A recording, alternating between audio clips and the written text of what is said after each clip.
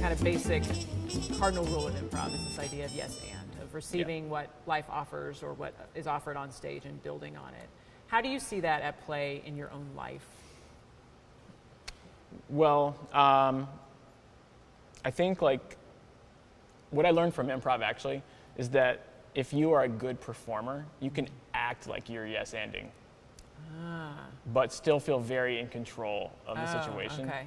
But improv just doesn't work unless you are truly, you're ruining it by doing that, you know?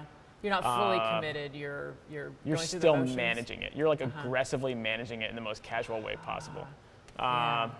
And so I had to learn from improv, like stop doing that and just show up to what is happening. Yes. And I'm trying really hard to do that in my life. Yeah. It's virtually impossible. I had a thing happen to me 2 weeks ago where there was a couple here, they're getting married in a year.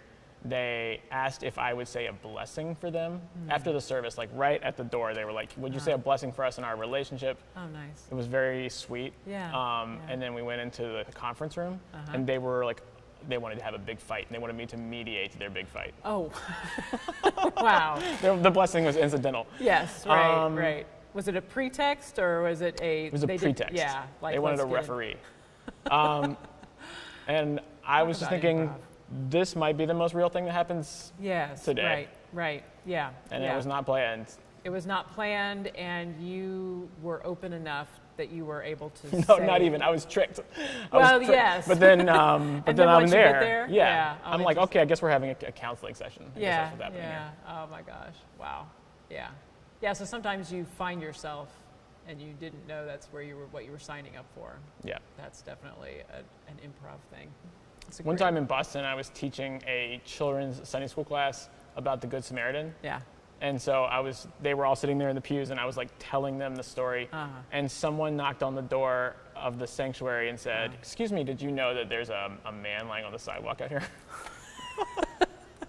And I was like, I'm sorry, I'm teaching. And then I was like, wait a minute. Wow. Yes. And in fact? And I said to the kids, I was like, I guess you guys are going to just be hanging out for the rest of the lesson because somebody needs to go out and attend to the man inside the room. And the Sunday school lesson was over. Yes. But there was like a quickening in the room of everyone being like, whoa. Yeah. This is real. Yeah. Yeah.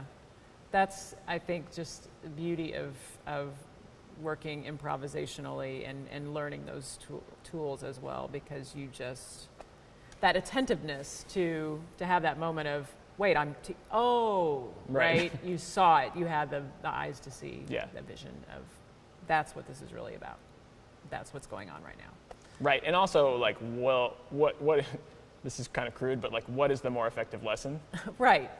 Yes. Is it to plow through my notes about the Good Samaritan, or is it to go outside and help this man? Exactly. So talk a little bit about your experience and work in organizing. Let's set the stage with that first, and then we can kind of see how that intersects with improv. Well, so I've worked with broad-based community organizing for the last 10 years. So working with churches to try to build power and do things in the neighborhood. And they talk a lot about really effective relational meetings. The power is in realizing that you have overlapping passion with another person. And so you discover that you have shared interests. And it's actually really hard to sit down with a person and have a conversation that is intentional enough and open enough to get to that place. And I find that that's improv. It's really, you need to ask good questions, but you don't want to miss that moment. Because a lot of times a person will just gloss over the most important thing. Right. Almost like a tiny invitation. Yes. And you have to go back and say, wait, why did you quit your job that day? Because they're not going to, you have to go back and ask that question. Right. And then you get the whole story. That is the reason why that person does what they do every day. Right. Wow. And so you build that power like one conversation at a time. But if you don't get to that real place, then you don't really have it, I don't think. Do you feel like when you began that work in organizing, would you go into those relational meetings with a little more of a template or a structure? I mean, is that something that you grow into, that ability to listen and let it go where it's going to go? I've done a lot of work with youth, and it's it took a while for us to realize that they're really not quite developmentally capable. Yeah. Which feels insulting to them because they're like, yes, I know how to talk to a person. Right. But it's really hard not to go into like an interview instead of a real dynamic conversation. Yeah. It's actually just good human development, to like even learn how to do that. Yeah. So yeah, no, it felt rigid and sometimes still does. Yeah, right. Because you do have a set of initial kind of questions or purpose, and then you see where the conversation. Right. If I'm asking you, like, if you were the mayor of Baltimore City, what would you do on the first date? That means we are not yet having the conversation. Yes, right. Got it. Yeah, interesting. That's very improvisational, that kind of conversation. And that's the other thing I tell people when they're like, I don't improvise. I say, if you have conversations, conversations are improvisations, right? If you're doing it right, if you're not coming in with your little script. But when you think about building a movement or kind of those mass sort of actions, how do you think improv intersects with this idea of a community sort of coming together and taking action as one? How do you see that play out? That's such an interesting conversation because in some ways they're like organizing is about structure, right? Building, Yes.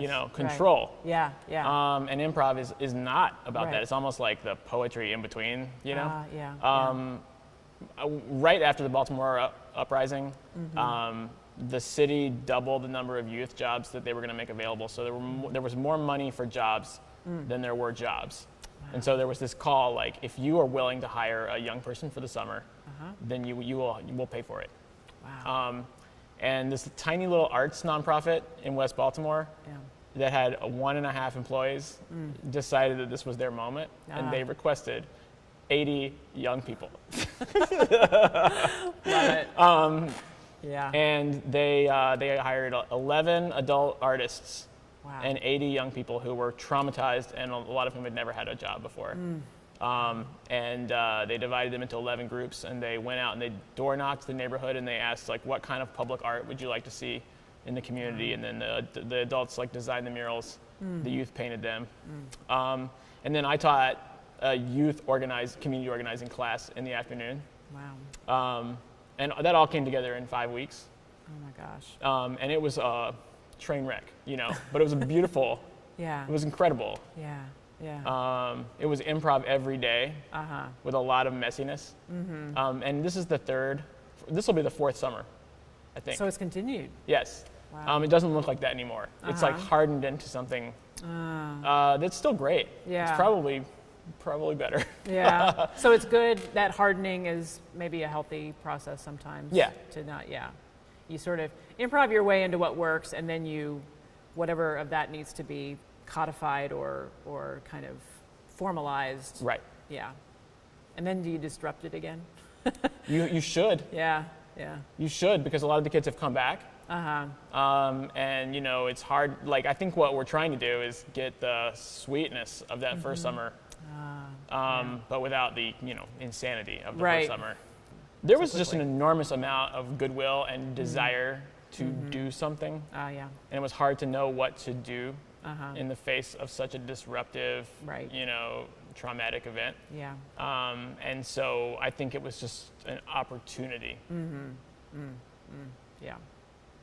Another thing that happened the day after was that there was just a call for ministers to come and sit at tables with anyone from the neighborhood who wanted to talk about what had just happened to them. Yeah.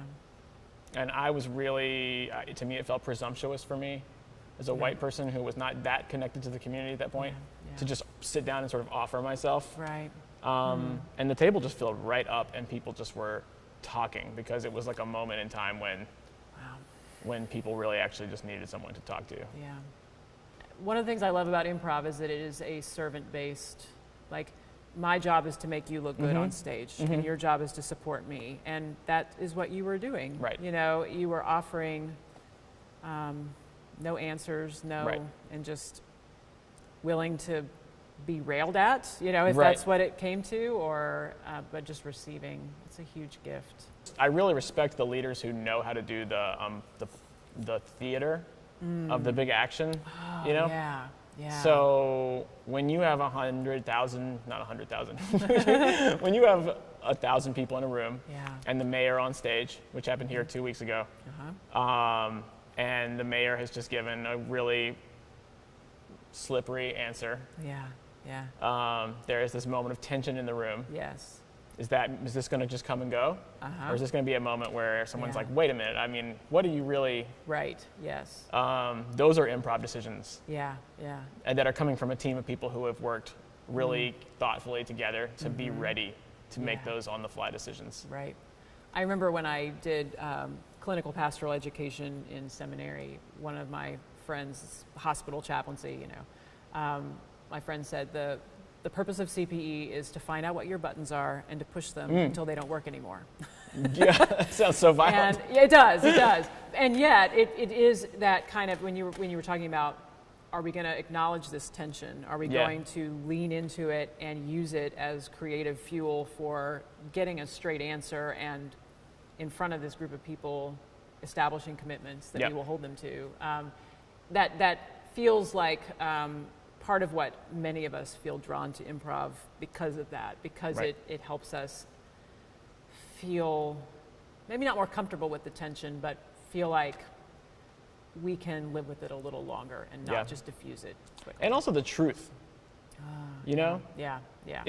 You feel, and it's the same with the improv performance, you feel as though there's an opportunity that you might actually hear the truth. Yeah, right.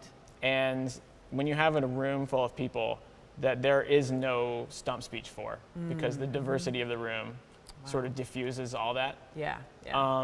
You have the politician off center enough to where they might actually say a true thing. Wow. And that's thrilling. Yes. That destabilizing, all you have is just the authentic.